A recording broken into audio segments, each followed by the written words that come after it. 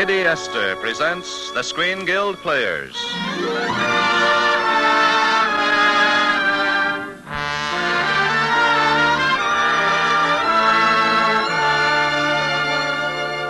The Lady Esther Screen Guild play tonight, A Night to Remember. The starring players... This is Lucille Ball. This is Brian Donlevy.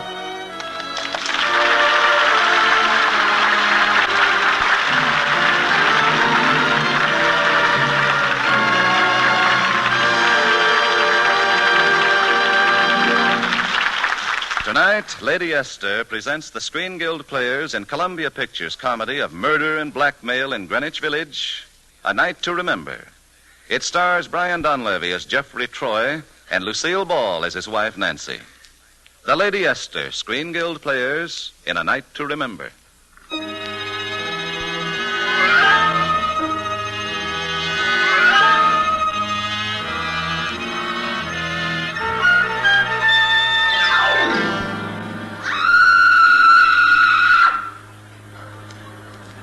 The address was 39 Gay Street, New York. I had a strange feeling about the place right from the start. First the scream, and then... Jeff, there's something crawling across the floor.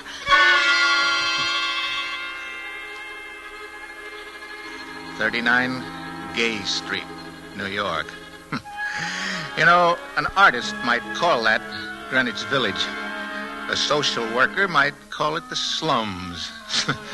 Sure, I pointed all that out to Nancy, but she was sort of sensitive, I guess, because, you see, she'd rented the place without even asking me, and, well, anyway, you know how women are. Now, Jeff, I've said it all before. Many times, darling. And I'll say it again. If you're going to write a novel about Greenwich Village, then you ought to live in Greenwich Village. You funny man. Quite frankly, I didn't like number 39 Gay Street. I don't think you would have liked it either. One of those musty old brownstone fronts they'd cut up into small apartments. And when we went up the steps that night and entered the hall, our landlord wasn't exactly overjoyed to see us. I wasn't expecting you, Mrs. Troy. And not till Thursday. Well, I thought as long as the apartment was vacant. You see, my husband is a writer, and he's very anxious to get to work. Yes, we'll be glad to pay you for the 3 extra days. Oh, no, it isn't that. No, you see, I haven't had the lights turned on, and the apartment isn't cleaned yet, and, perhaps if you'd have stayed at a hotel tonight, by tomorrow I could have everything ready. Oh, but our furniture's on the way from Connecticut. It ought to be here in an hour or so. I guess we'll just have to... Jeff, what was that? Well, it wasn't the 6 o'clock whistle. It came from downstairs. Mrs. Troy, I assure you it's nothing at all. Mr. Turner, it happened again. Well, what happened? Down in the basement, that thing, whatever it is, it crawled across my feet. Stop that, Mrs. Salter. Stop it at once. Now, you go to my apartment and wait for me there. Yes, sir. Yes, sir. Say, what did she mean? Oh, you mustn't mind her, Mr. Troy. She's my janitor, you see. Oh. An excellent worker, strong as an ox, but when she works in the basement, she gets hallucinations.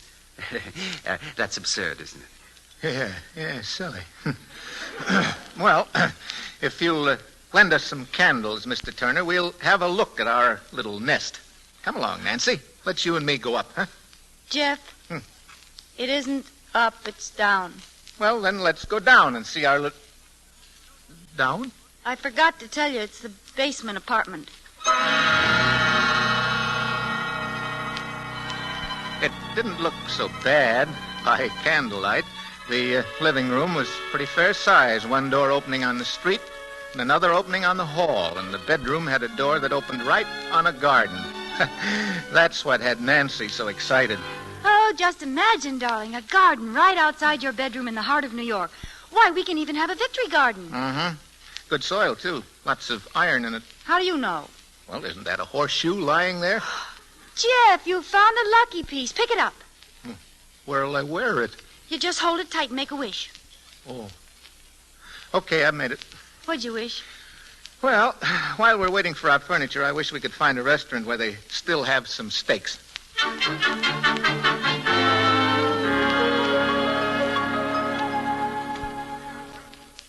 Cute name for a restaurant.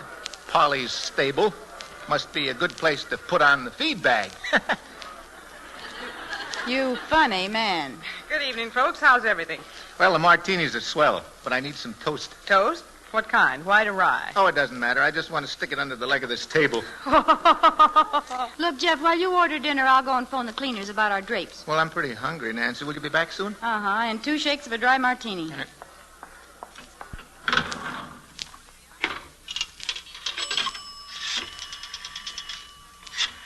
Hey, listen, I've had about enough stalling.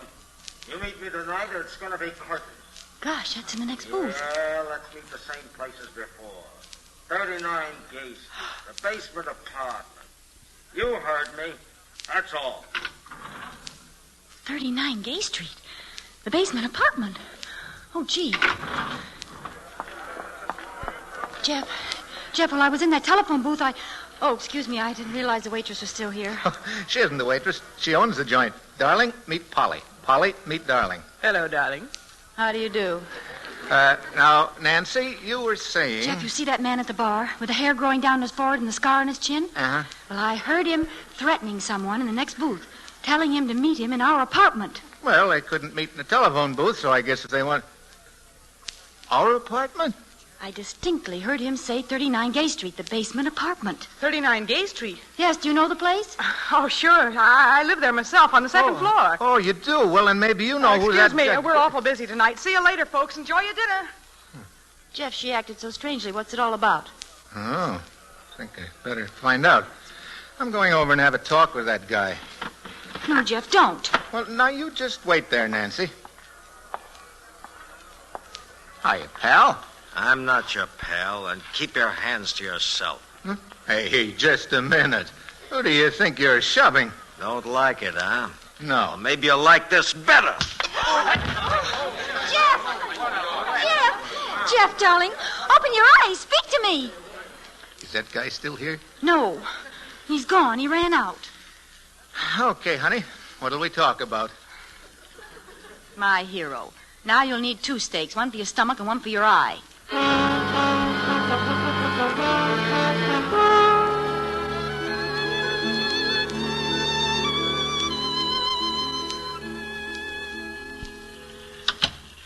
Huh? Home, sweet home. And there's no place on earth I'd rather not be. Jeff, it's awfully dark in here. Yeah, lucky we bought these extra candles. Well, there we are. That gives us some light. But don't you understand? I left a candle lit when we went out to dinner. Oh, well, it must have blown out. Any little draft could... Ouch! What's the matter? Oh, my foot. I stubbed my toe. Hey, look. It's that darn horseshoe. My lucky piece, no less. That's odd. What's it doing on the floor? You put it on the windowsill. Say, that's right. How did it get on the... Jeff, listen, you hear that noise? Sounds like water running in the bathroom. I'd better have a look, huh? Hey, not without me. All right, here. Put the candle down on the floor. Right. That's it. Steady now. You with me, Nancy? Nancy! Jeff, look. That candle is moving. Gosh. Hey, what's so funny? Look, it's a turtle.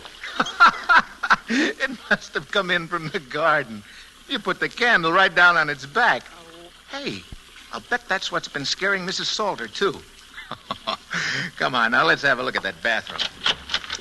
There you are, Nancy. You see? Just some water running out of the tub. That's what I mean. Where'd the water come from? Well, We didn't fill that tub. That's right.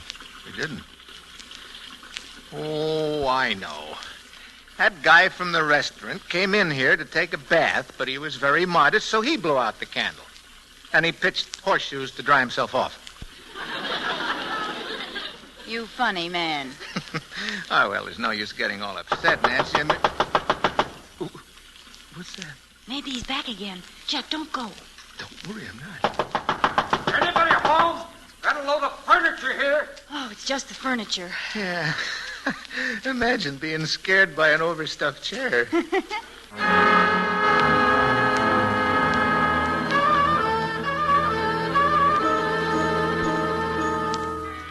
It was quiet enough the rest of that night, but in the morning things really started to happen. First of all, the police woke us up. Sorry to get you folks out of bed, but the neighbors complain. Fella lying in your garden without any clothes. In our garden? Well, he's got a nerve. Well, go on out there and get him out of there. Wake him up. Well, I wish I could. He happens to be dead.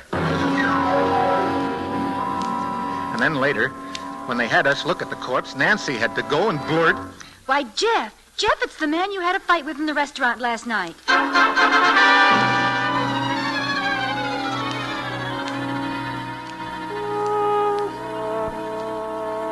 Now, just let me get this straight, Mr. Troy, about this exchange of blows last night. Inspector, there wasn't any exchange. Only 2 blows were struck. He struck my husband, and my husband struck the floor. Ah, no, Nancy, I pushed him once, didn't I? Now, what's one little push? You didn't murder him, did you? Who, me? Say, Inspector. Yes, Balling? I got a little dope for you. The guy's name was Kaufman, Louis Kaufman. Had an apartment up on the 3rd floor. Who told you that? Oh, you wouldn't guess in a million years. Remember during Prohibition, this place was a speakeasy? Joe's place it was called. And Joe had a partner. Eddie Turner. Yeah, that's right. Remember, we grilled him, and when Joe disappeared, well, little Eddie's still around. In fact, he's the landlord of this joint. That's interesting. Inspector Hankins? Yeah? My name is Lingle. I have an apartment in this building. That's right, Chief. I got his name on the list. I want you to know, sir, if I can help in any way. Oh, thank you, Mr. Lingle. We may call on you. Oh, I'm in the phone book. The Lingle Art Studios. Any time at all, Inspector. Any time at all. Inspector, if you don't mind my putting in a word. Not at all, Mr. Troy. Well, I think you should have questioned him. After that conversation my wife overheard, you should question everyone in this house. Mr. Troy, remember, you live here, too. Oh, that's silly. Jeff isn't the murderer's type. Well, I didn't say he was. Come on, Balling, let's go up and look at Kaufman's apartment. Wait a minute, Inspector. Just look at these books. Murder in the laundry, murder in the air, murder in the subway. Must be a couple of dozen of them. Somebody got murder on the brain. Mr. Troy, you said you were a novelist? You didn't by chance... You bet. I wrote every one of them. Murder Mysteries by Jeffrey Yort. That's my name spelled backwards. TroyYort. You get it? Yes. Didn't you write a book called Murder in Prison? I sure did. How'd you like it, Inspector? Well, I thought it was the kind of a detective story that knits. Knits? Oh, you mean all the clues fall into one place? No, I mean knits. Knits. You spell that backwards, too. K-N-I-S-T-I-N... Mr. Hankins, you're not a detective. You're a critic.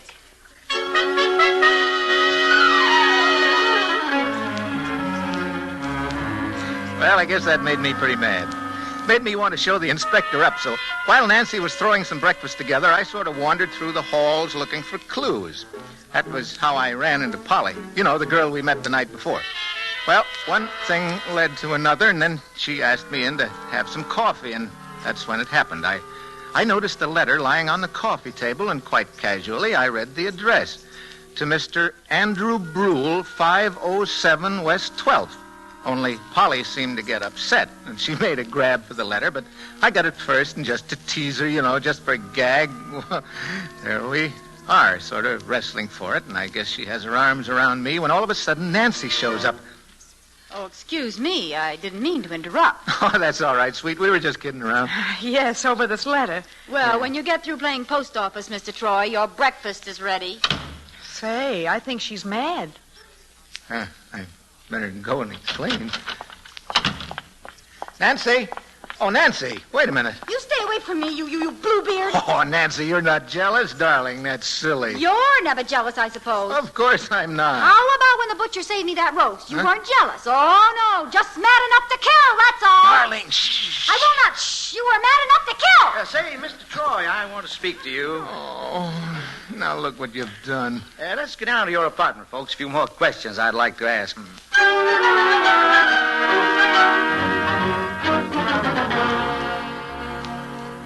Mr. Troy, did you ever see this horseshoe before? Oh, sure. That's my lucky piece. Wasn't so lucky for Louis Kaufman. What do you mean?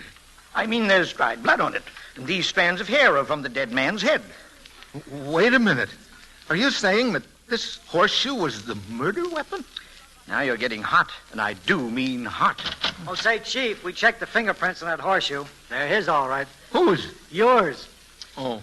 Okay, Troy. Get your hat and coat. Wait a minute. He hasn't done anything. He wouldn't hurt a fly. Jeff, darling, don't go. You haven't even had your breakfast. That's all right, baby. Don't you worry. I had a cup of coffee upstairs with Polly. Oh, with Polly. Take him along, Inspector, and I hope he gets light.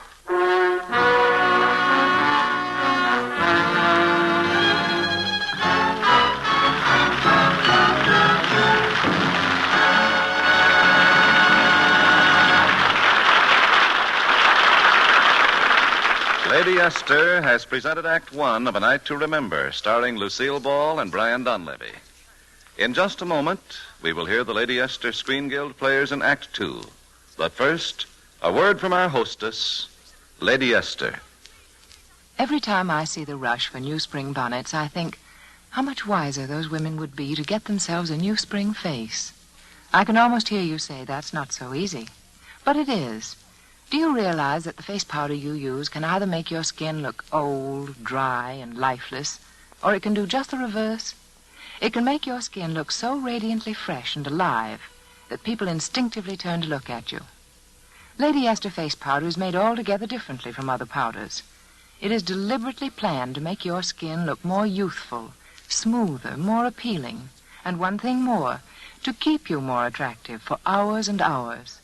You see, my Lady Esther face powder isn't mixed in the usual way. It's blown by twin hurricanes, blown with such terrific force that all the tiny particles of color and powder are merged into a smooth, velvety blending. This method transforms Lady Esther face powder, transforms it from the ordinary powdery particles that blow right off into a delicate film of beauty that clings to your face for hours. You'll feel and see the difference the instant your puff touches your face. You'll see how wonderfully smooth your skin becomes, how little lines and blemishes disappear.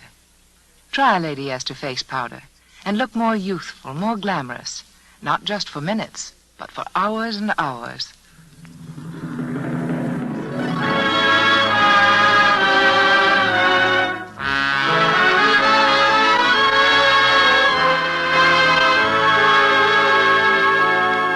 Lady Esther presents the second act of A Night to Remember, starring Brian Donlevy as Jeff Troy and Lucille Ball as his wife Nancy. Jeff continues our story.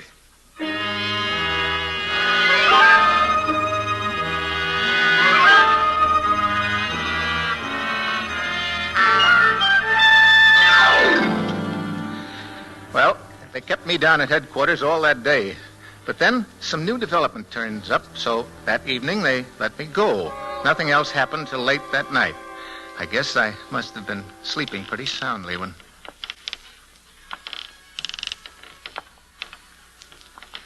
Jeff, wake up. What's the matter now? There's somebody in this apartment. I can hear him walking around. Well, tell him to sit down. In this apartment? Shh. Hear that sound? I wish I didn't. Don't go out there. You might get killed. Yeah, I know. But if I just stay here and listen, I'll die of fright. Your golf bag is standing here in the corner. Huh? Maybe you can hit him with a golf club. I don't know. I could never hit a ball. Oh, well, we'll try it. Come on.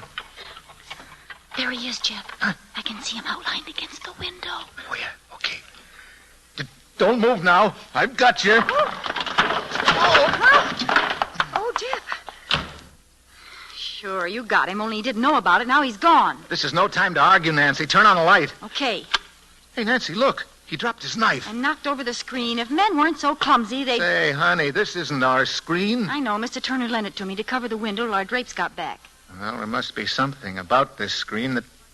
Sure. There it is. He was scraping something off with that knife. See it, Nancy? Something 07 West 12th Street. That first number looks like it might be a 5. 507 West 12th. Hey, that sounds familiar. I wonder where I... Wait a minute. I know. 507 West 12th. That was what was on Polly's letter. The one she had to wrestle you for? And the name was Brule, Andrew Brule. And somebody didn't want us to know it.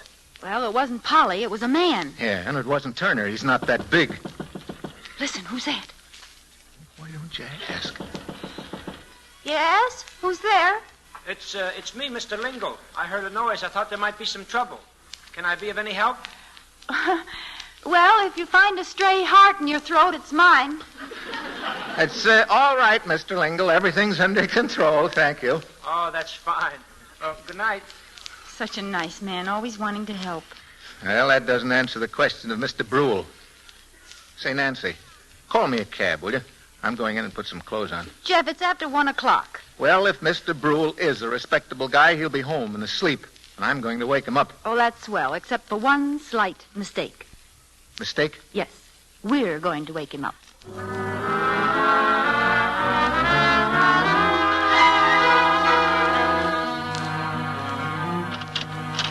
Yes, what is it?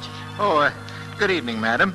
I'm sorry to disturb you, but it's very urgent that I see Mr. Brule. Ain't no Mr. Brule here, and it ain't evening, it's morning, and you ought to be ashamed. Good night. Cute kid. Jeff, are you sure you had the right address? Absolutely positive. You know, Nancy, it's funny. His mail should be sent to a place where he doesn't even live. I think we ought to check with the post office, you know it? Darling, not tonight. Well, no, I guess it can wait till morning.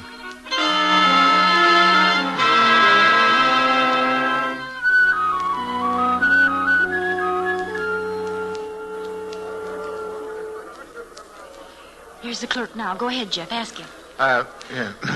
My name is Brule. Andrew Brule, 507 West 12th. I haven't been getting my mail lately. Would you please check and see if there's something wrong? Why, Mr. Brule, you gave us instructions over a year ago to hold all mail and general delivery. Don't you remember? Well... Oh, he's so absent-minded. Oh, is that so? He sometimes even forgets he's married. Well, that certainly clears things up for me. It does? Mr. Brule, I guess you just forgot. You called up here about an hour ago. I did? Surely. You asked if anyone had tried to pick up your mail. Sounded kind of worried, too. Oh, he's just the worrying type. Come along, dear. There are others waiting. Come on. Yes, that's right. Well, thanks, old man. Much obliged. Not at all, Mr. Brule. Don't mention it. Jeff, what do you think? I think Mr. Brule is worrying, too.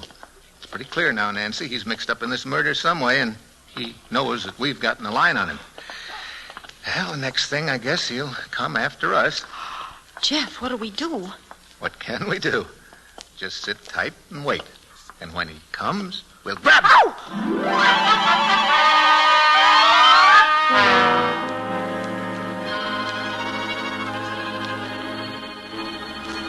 Jeff, what time is it now? Oh, just a few minutes to midnight. Midnight?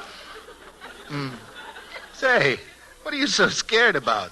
We've got all the lights on. I've got my trusty mid-iron here, and... Hey, the lights. Who turned those lights off? Not me. Huh? Ooh. Then it must have been the murderer.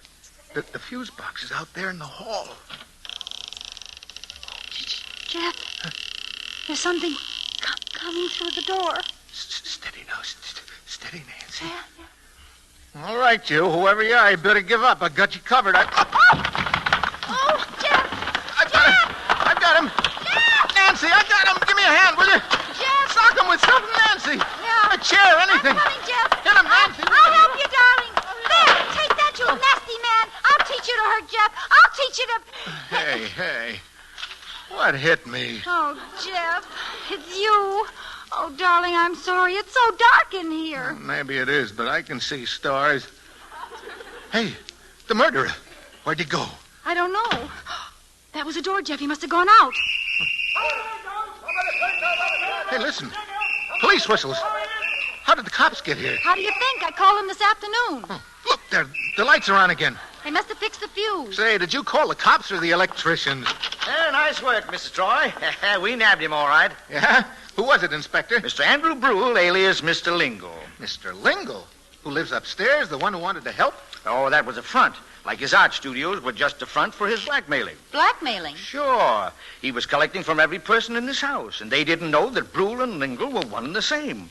But how could he blackmail all these people? Oh, easy enough. Just get something on them that might embarrass them. Funny the things that people will try to hide. Since he only spoke over the phone to them, they never guessed who he was. Yeah, but what about Kaufman? Why was he killed? Well, I guess Kaufman was the only one who suspected the truth. And when he insisted on having a showdown, Lingle had to kill him to keep him quiet. Well, I guess that's that case, Inspector. I sure am glad I was in on the finish. Finish is right, Mr. Troy. Only it might have been yours. Huh? We just took this knife off Lingle. Pretty mean looking, isn't it? You mean he was going to... Mr. Troy, he's fainted. Oh, dear. Jeff, open your eyes. Darling, get up. Please get up. You've got to get up, Jeff. You got your good suit on.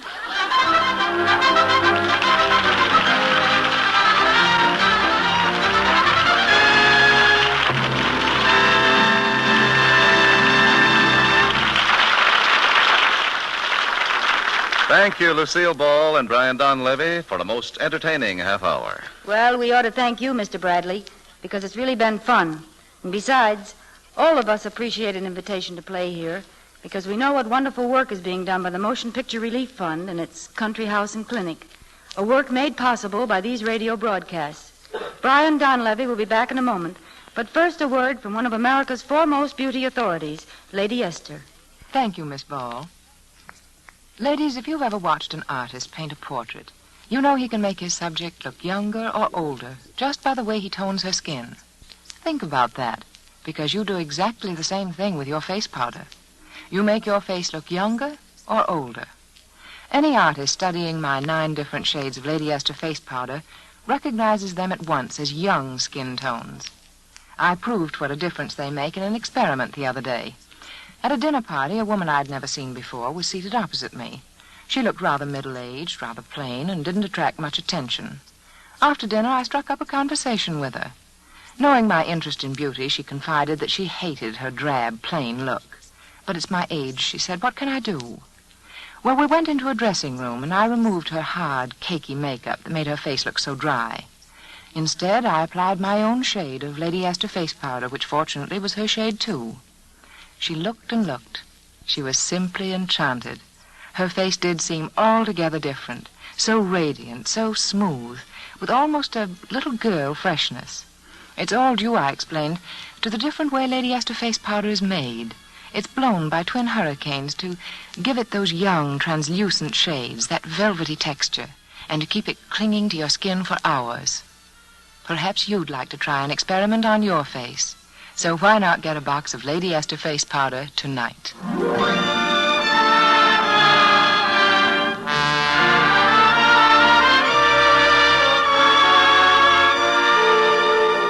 And now, here again is Brian Donlevy. Thank you, Mr. Ball. People are beginning to wonder how they will fare post-war. They're asking, will high incomes continue? Will there be jobs for all? Well, seriously, nobody knows, but we all know this. Money invested now in war bonds is the best way you can safeguard your post-war security. For every $3 you invest now in war bonds, you get $4 at maturity. And in an emergency, your bonds can be converted into cash any time. So isn't it plain good sense to buy all you can, put every cent you can spare into safe, profitable, patriotic war bonds? Thank you.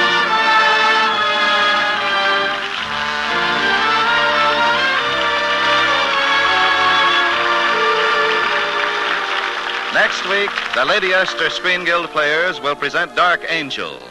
It will star Donald Crisp, Merle Oberon, and Ronald Coleman. Be sure to listen. Lucille Ball appears through the courtesy of Metro-Goldwyn-Mayer, producers of White Cliffs of Dover. Brian Donlevy appears through the courtesy of Paramount, producers of the Hitler Gang. Music on tonight's program was arranged and conducted by Wilbur Hatch. To try Lady Esther four-purpose face cream, just get the smallest size jar. Later, you can get the economical large jar and keep refilling the small one for convenience. This is Truman Bradley speaking for Lady Esther, saying thank you and good night, everyone. This is CBS, the Columbia Broadcasting System.